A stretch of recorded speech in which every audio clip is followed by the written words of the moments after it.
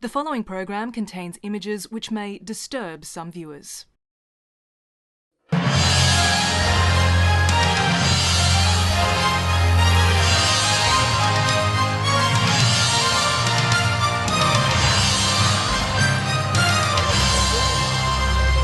Hello, Mr. Prime Minister. It's ABC Australia. I'm wondering if you can explain the hundreds of millions of dollars in your account. Mr. Prime Minister. No. What are you trying to do? No, it's just a press conference. No. Stay away. That was 2 weeks ago in Malaysia. Our reporter Linton Besser and cameraman Louis Eroglu were arrested for challenging Malaysia's Prime Minister about the vast sums of money channelled into his private bank accounts. Their arrest made headlines around the world. For 2 days, our team was barred from leaving the country, facing charges for a crime carrying 2 years in prison. Tonight, we bring you their story, a multi-billion-dollar corruption scandal, murders and intrigue across 4 continents, including Australia. Linton Besser's investigation begins on the streets of Kuala Lumpur with one man's attempt to bring the Prime Minister to justice.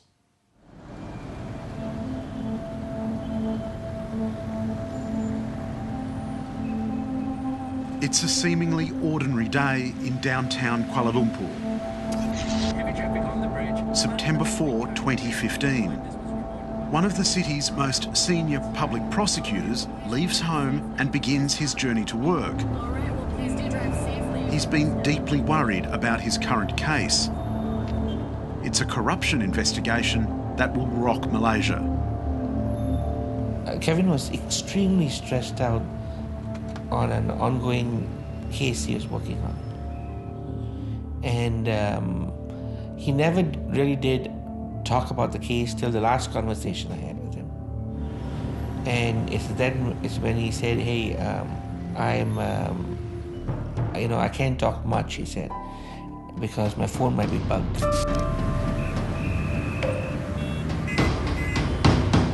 As the prosecutor is caught in heavy traffic, his car is suddenly rammed from behind. The moment is captured on a CCTV camera. A group of men snatch him from the driver's seat and drag him into a ute. Then both vehicles drive away.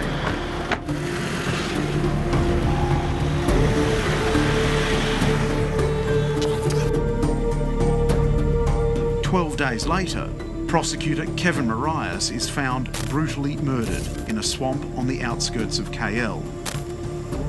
He'd been forced into an oil drum that was then filled with cement.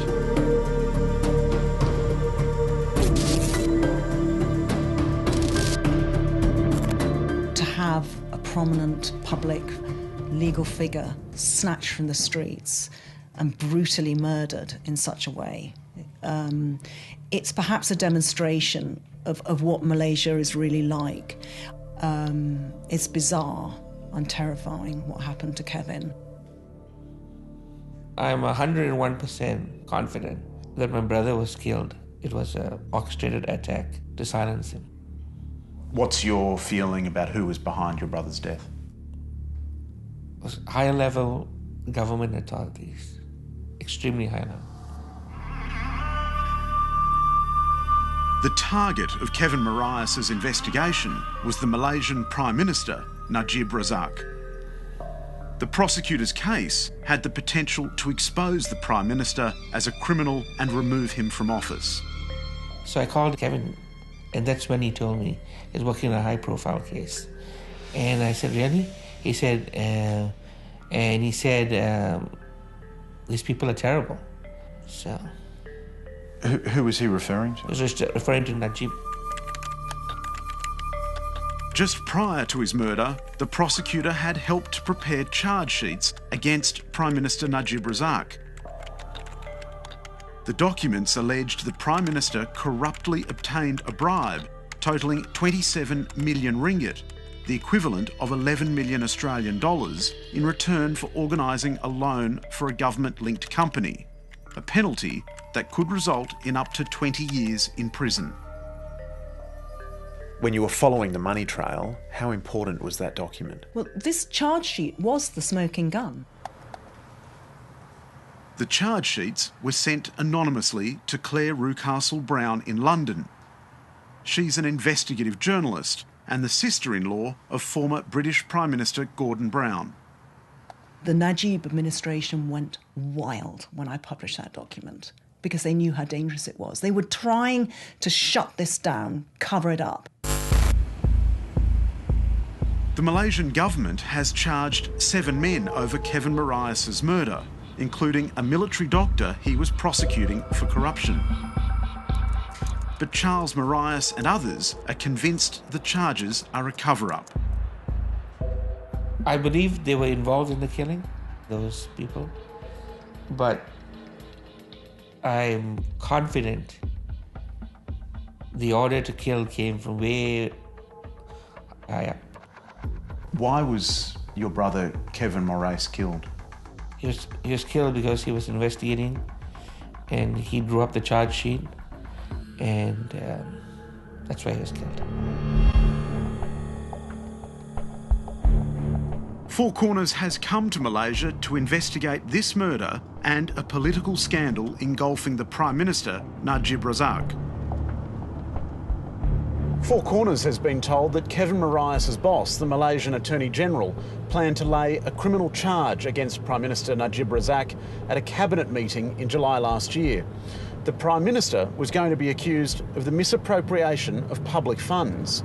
The Attorney General briefed senior officials, including the Deputy Prime Minister, who would have had to step into the top job. But the plan was leaked, and both the Attorney General and the Deputy Prime Minister were removed from office.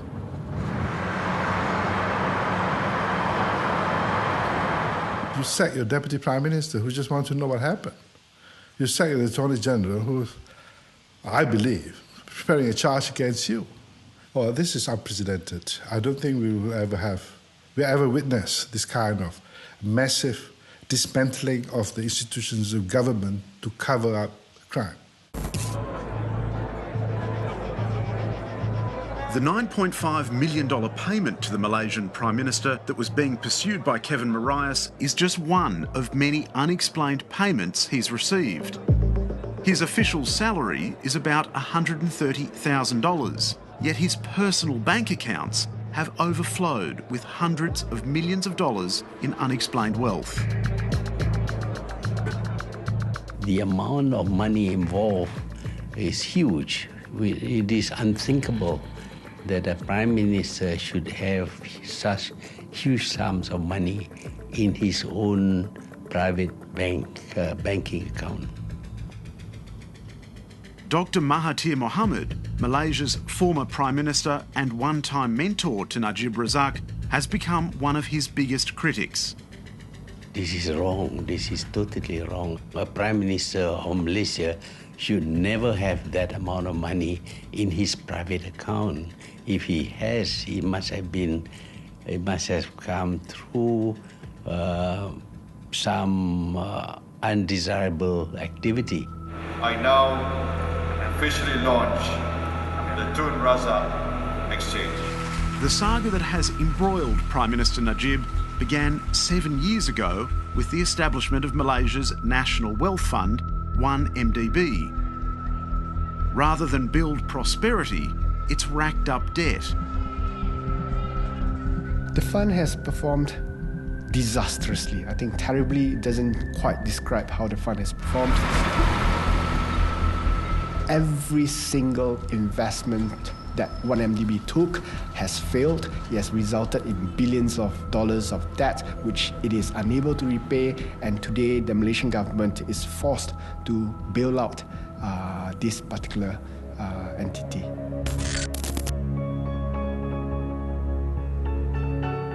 The 1MDB Advisory Board is chaired by Prime Minister Najib Razak. In 2009, 1MDB set up a joint venture with a company called Petro Saudi. The deal was brokered by a high-flying Malaysian playboy businessman called Jolo, a friend of Paris Hilton and Prime Minister Najib. Photographed together on a luxury yacht in the Mediterranean were Jolo and the Prime Minister. Joining them were two key Petro-Saudi executives. Well, that photograph was taken in August 2009, mid-August, off Monaco. And what it does is it shows the key players at the time that they met and agreed to do this deal. So you see who's involved. You've got Jolo, you've got Tariq Abeid of Petro-Saudi, you've got his partner at Petro-Saudi, Prince Turki, you've got Najib there. And what emerges from that a few days later is an email between Tariq and Jolo saying, following our meeting and our discussions, I'm going to introduce you to my company and my fellow directors, and we're going to go ahead with this deal. It was effectively a scam, wasn't it? The deal was, in essence, a transaction to enable 1MDB to siphon out at least, if not more, $1 billion of cash to parties outside of the deal for expenses that we are unaware of. Exactly where that money went is unclear. It's now the subject of at least 4 investigations across the world, probing the billions of dollars that have flowed out of 1MDB. Last year, journalist Claire Rucastle-Brown revealed $680 million had been paid into Prime Minister Najib Razak's personal accounts. Well, for the first time, there was evidence, there was proof. I mean, you talk to anyone in Malaysia and they'll all say, oh, the corruption, it's unbelievable, money politics, billions being stolen, but there was never any proof. And once we had obtained that, it was electrifying. The effect was huge.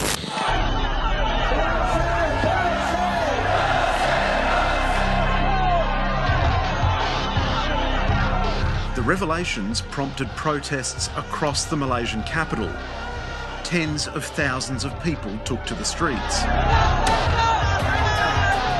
Despite public outrage, Malaysian investigations were shut down after the new Attorney General said the $680 million found in the Prime Minister's accounts was a donation from the Saudi royal family. Well, he needs to explain where he gets the money. When you move huge sums of money, there must be some record, some documentary proof of the existence of the money, the source of the money, the banks that are used, and how the money is transferred by the bank to his account. Apart from saying that it was a gift from somebody, there is nothing else to prove that it was a gift.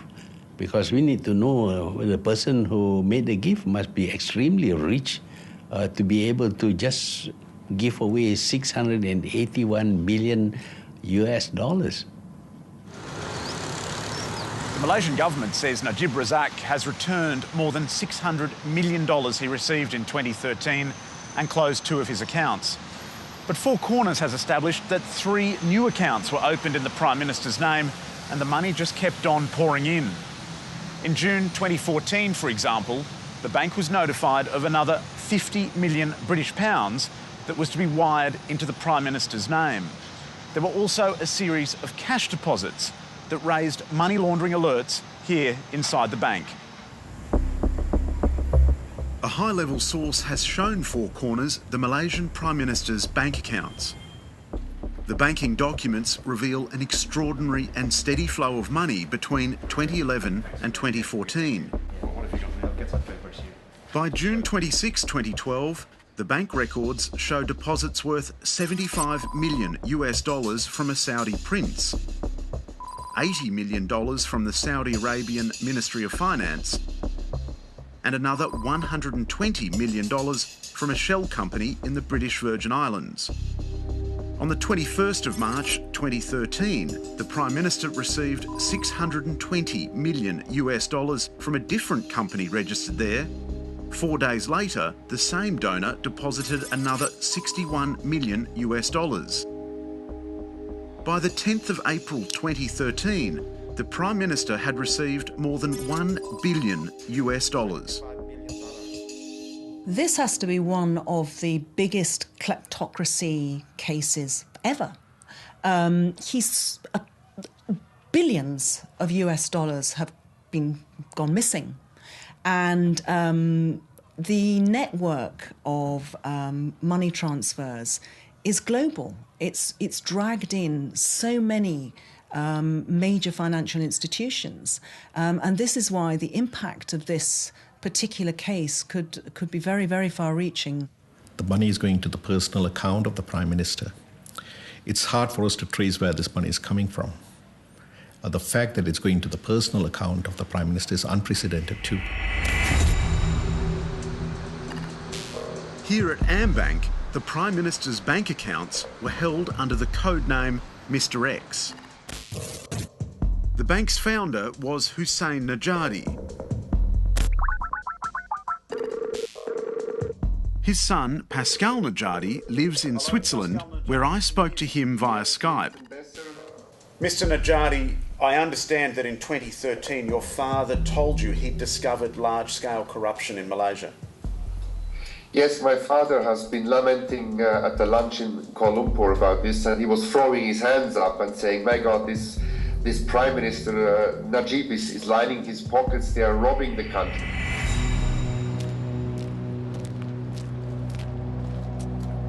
Just 5 days after their conversation, Hussein Najadi was gunned down in the car park of a Chinese temple in downtown Kuala Lumpur.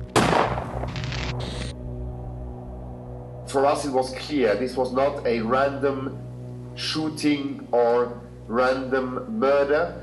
This must have been that there were high powers at hand that have been able to execute such a public place execution midday Kuala Lumpur downtown. Your father left AmBank in the 1980s. Why are you so convinced that he had become aware of the Prime Minister's accounts?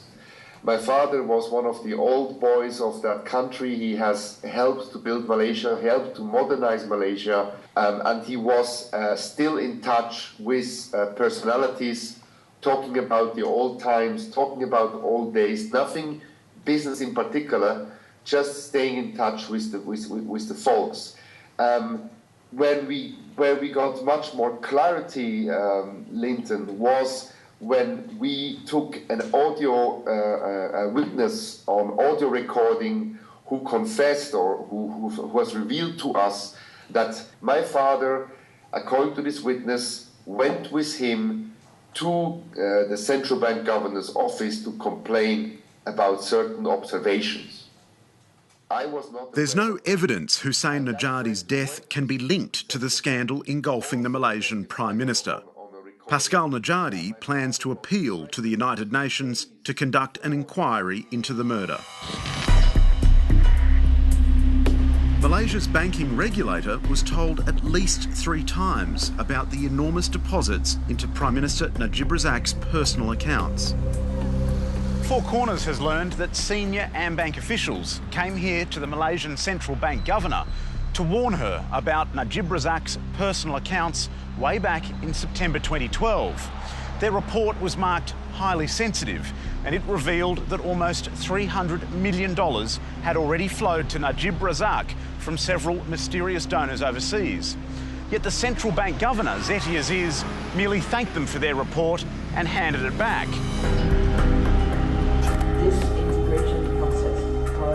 Zeti Aziz is still head of Malaysia's central bank. We wanted to know what action she took about Najib's accounts. Hello, Dr. Zeti. I'm from ABC Australia. Yes. I'd just like to ask you a couple of questions about your role regarding the Prime Minister's bank accounts. We're trying to understand why you didn't do more when you were alerted about the hundreds of millions of dollars flowing into them.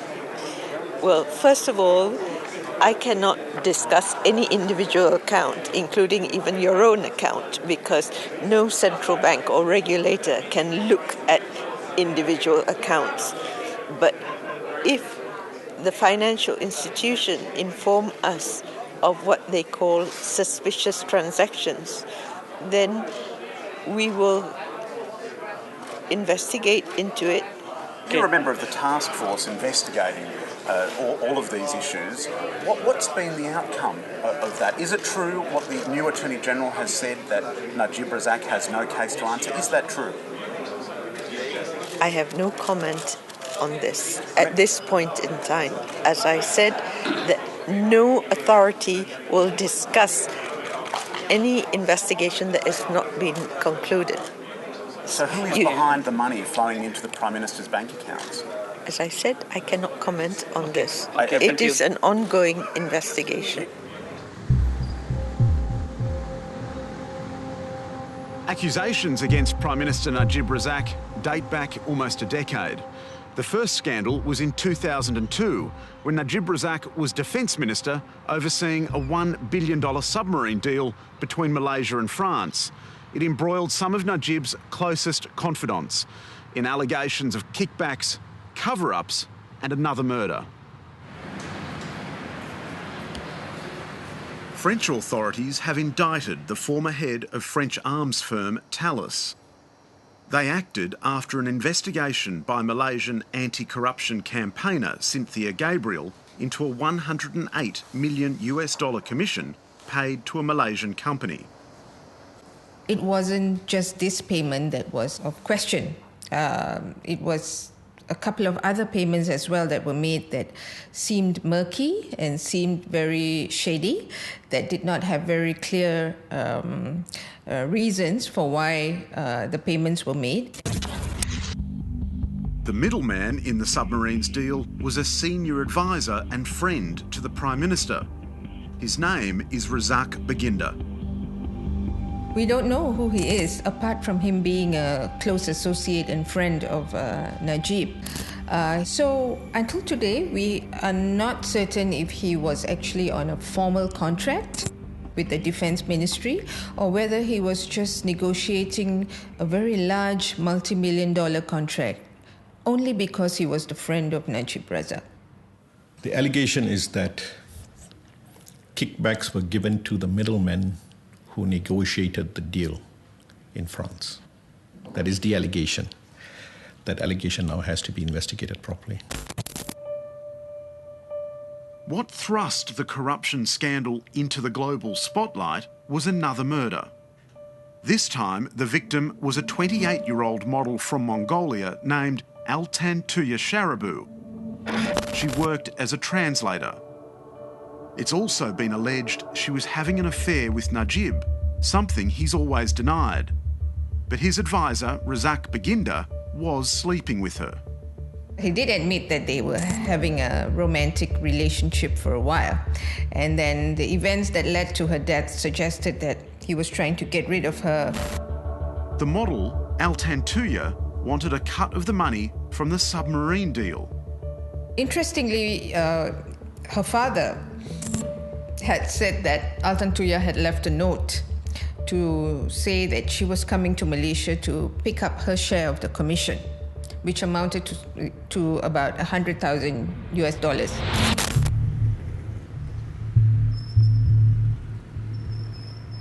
On October the 19th, 2006, Altan Tuya Sharabu went to Baginda's house to demand money. She was kidnapped by 2 Special Forces policemen. She was driven into the jungle and shot twice in the head.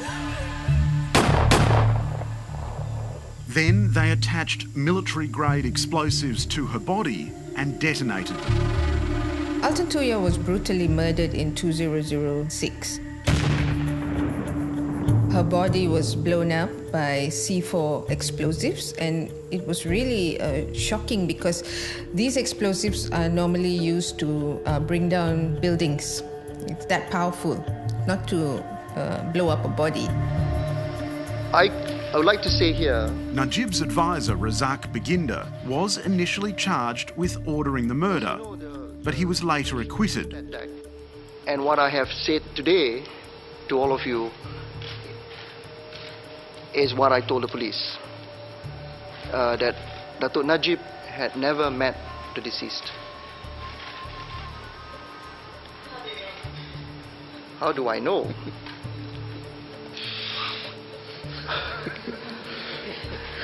It's like asking me, I mean, I know. Okay, I know. Najib himself has always denied any involvement with the murder. Really, there's no shred of evidence at all been presented. Nothing in court, nothing has been said.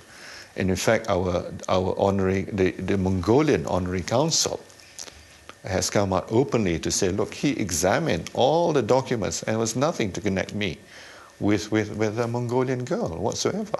So you didn't know her? No, absolutely not. Translation work for nothing, absolutely nothing. I have not met her at all. I do not know her at all. And how can I be linked with her?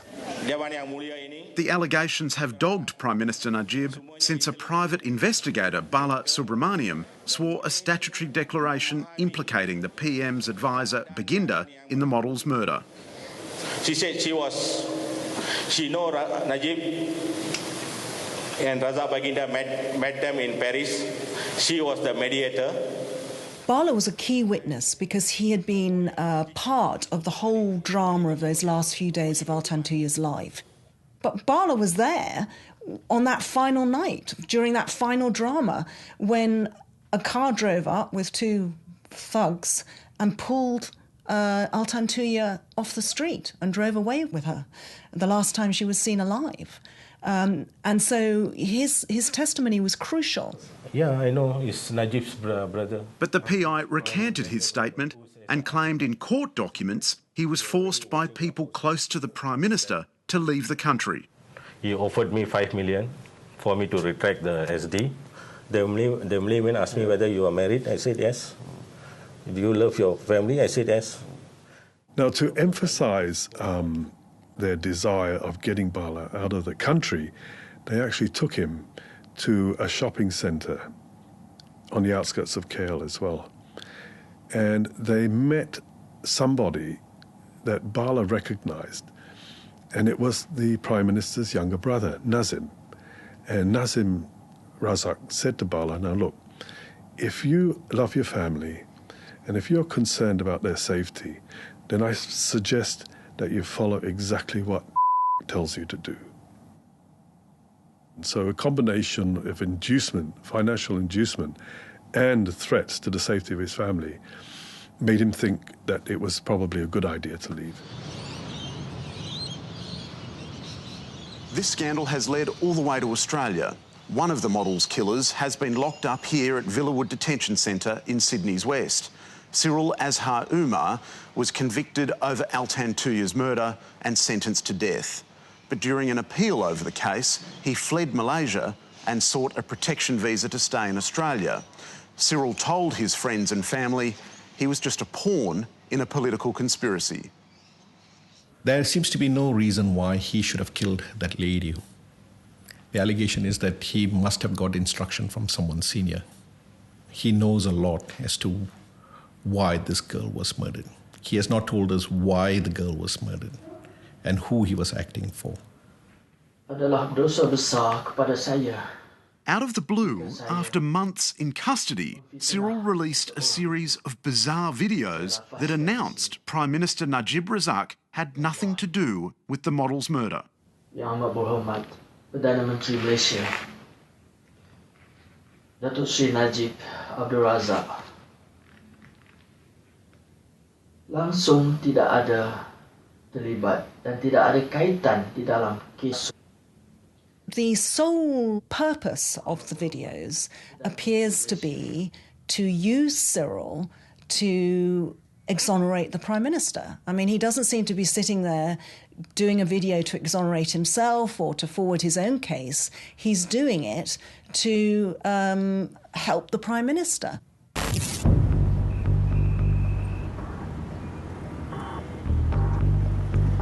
When Four Corners arrived in Malaysia 3 weeks ago, we found a country transformed by fear of its Prime Minister.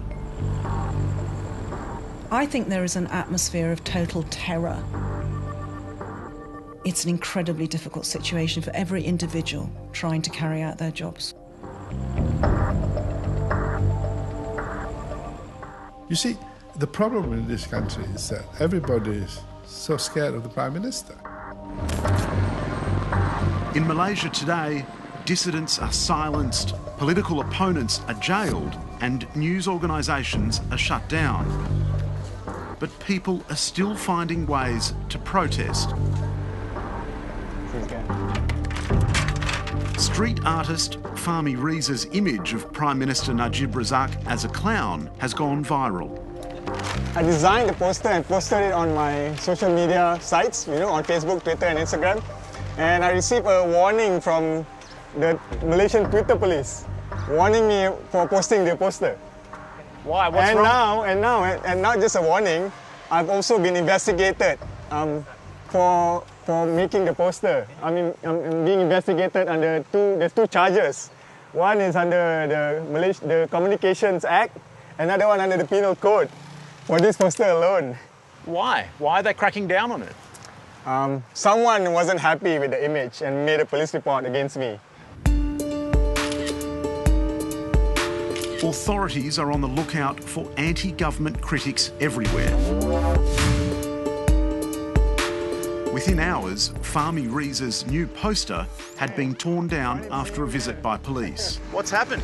Yeah, 8 hours later, something like that, Don't know exactly when. But when I talked to the car attendant here at the parking lot, they said the police came here at around 8 p.m. last night, asking him so many questions about the poster, who did it, This is just one more way for them to silence dissent in this country. High time you leave this place. Okay. Because why? Yeah. Why should we leave? Because he put the stick as a poster. Yes. Here. It's against the law. It's against the law to put up a poster. Yeah. My Prime Minister, this country's Prime Minister's photo. Yes. That is very bad. But why can't we, as citizens, just express ourselves? I call the police now. You can talk to them. Why do you want to call the police? Because he did something wrong. This is our Malaysian law. Right. Yeah, we cannot say bad things about our Prime Minister. There's no law that says we cannot say bad things about the Prime Minister. Okay, I'll go and call the police. So you want to call the police on me? Yeah. For others, the consequences of dissent are far more serious. Khairuddin Hassan is a former senior politician from Prime Minister Najib's own party. Last year, he went to the UK, Switzerland, Singapore and Hong Kong to lodge police complaints about the huge sums of money pouring into the PM's accounts.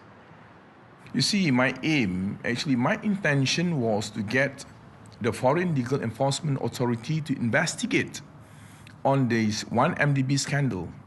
I didn't make any wild accusation or whatsoever. I flew abroad because I want to put it to the rules of law. Khairuddin Hassan was jailed for 2 months on terrorism charges. He was accused of sabotaging the Malaysian economy. Well, they accused that I was trying to sabotage the economy of Malaysia. Why I am arrested, detained, and charged under Terrorism Act. That is ridiculous. I was arrested and charged under that Terrorism Act, and my lawyer, for the first time in history, he is arrested alongside with me. A lawyer who is providing legal services to his client. It didn't take long for our questions to start upsetting people.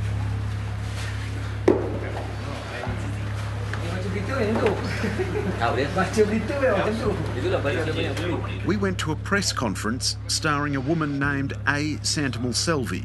This is a non-government organization. Her husband was the private investigator, Bala, who witnessed the kidnapping of the murdered model. Bala died of a heart attack. His wife Selvi has been pursuing a lawsuit accusing the Prime Minister and his relatives of forcing her family out of the country for several years. Nama saya Santamal Selvi, ya. In a dramatic backflip, she's decided to apologise to the Prime Minister. Tujuan saya pada hari ini ialah ingin memohon maaf secara terbuka khususnya kepada Perdana Menteri Malaysia Datuk Seri Najib dan ahli keluarganya. So let me ask you this. Lain datang, lain jadi. Mrs. Selvey, it's just so strange. Suddenly you apologise. You can see why it's confusing. Sorry, I'm asking Mrs. Selvey. The press conference was exposed as a sham when, within minutes, Selvey withdrew her apology and revealed she'd been paid. So you're not apologising to Najib? No. The Balas SD is the right. It's true. Okay. Why, Mrs. Selvey, suddenly you're changing your position so radically? Someone has come to the table with funds to help you in your difficult financial position, and you've taken a difficult decision, and one that perhaps is understandable, to change your story because the political pressure was just too great. Is that right? No, she never changed any story here. Well, she's changed her story twice already this morning. You see, one story she changed. Well, first, the statement says she apologised to Najib, but she just said clearly, no, she's not apologising to Najib. Which is it? Saya tak nak buka cerita-cerita lain, okay? Sorry. You won't answer any more questions, Mrs. Selvey? Sorry, no more questions. What was the total financial offer? I come here for my children's education, that's all. 20,000. Only 30,000 ringgit. I need only 20,000. 20,000 The PKF ringgit. cannot give me the 20,000, so I come to this office for my children's education, that's all. Take my bag. Do you think you feel... Can you please stop asking questions? No more questions, please. The man who organised the press conference, Ramesh Rao, is a political fixer who has staged similar events before. Mrs. Selvey What is has wrong stuck... with you, hey, white man? Can you see the paper statement? I'm helping the speaker guys and all that, and you are keep repeating, I'm off. Okay, I will make sure the children get a good education. I will help them. She apologized or not, that is not my problem. But my concern, I will make sure the children gets a good education. Done.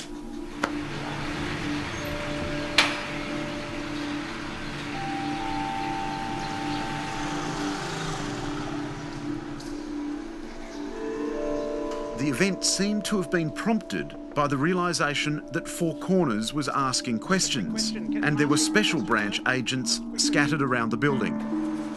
Are you Malaysian Special Branch? Why is Malaysian intelligence here at this press conference? Can you answer some questions, sir? It's the sort of farce that people have got used to in Malaysia. These extraordinary staged events, people retracting their evidence and clearly being paid and intimidated to do it. A few hours later, we heard that Prime Minister Najib Razak had put out a press call and we jumped on a plane. The PM had invited the media to a rare public appearance on the island of Sarawak, where he was giving an evening campaign speech.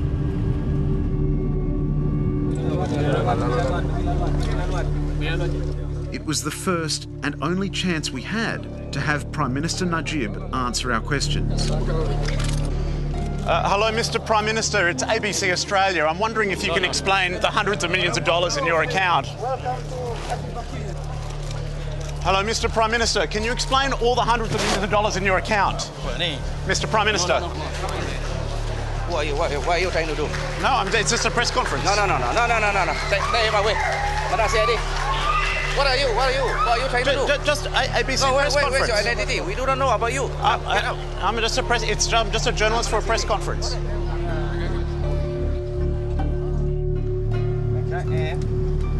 It's very sensitive here. We've just been questioned by the police and Malaysian intelligence. They've taken our passports and asked us where we were staying, made it very plain we were not welcome questioning the Malaysian Prime Minister about the huge volumes of money pouring into his account. Okay. Soon after, our van was pulled over. Cameraman Louis Iroglu and I were arrested and taken to the local police station. Here we are, and our lawyers just arrived, Albert team. I'm here, I've been placed under arrest at police station in Sarawak. We're waiting for some legal advice, but at the moment it sounds like they're intending to charge us with obstructing a civil servant in the exercise of their duty just for throwing a question to the Malaysian Prime Minister Najib Razak. Our passports were taken again and we were detained for 6 hours.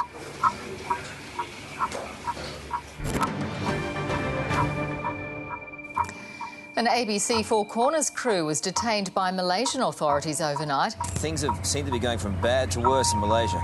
Well, these are matters that we are raising with the Malaysian authorities. The Four Corners team has been arrested in Malaysia. We are deeply concerned about this. We are providing consular support to the ABC crew, and we're certainly raising the issue at the appropriate level within the Malaysian government. Louis and I were banned from leaving Malaysia and warned we could face 2 years in jail. Late on the Monday night, we got bad news.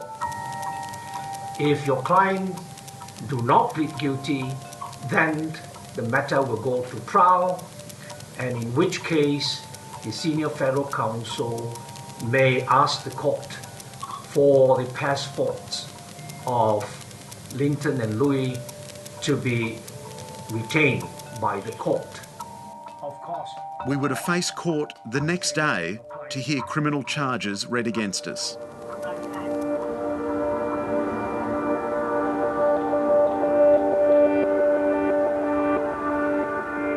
But 6 hours later, there was a bang on my door. The authorities had suddenly changed their minds. The charges were to be dropped. We were free to go, but for those who live in Malaysia, the crackdown continues. They've resorted to sheer intimidation and threats. They're no longer able to rely on law enforcement to protect their position. So they're just letting people know if they do cross them, they'll just be met with sheer intimidation. I mean, they're pulling charges out of the air to throw at people and shoving people in jail because, of course, under current rules, you can be thrown into jail and kept there for months without a court appearance. So they're just threatening people now. And it's very effective. It's amazing how effective it is.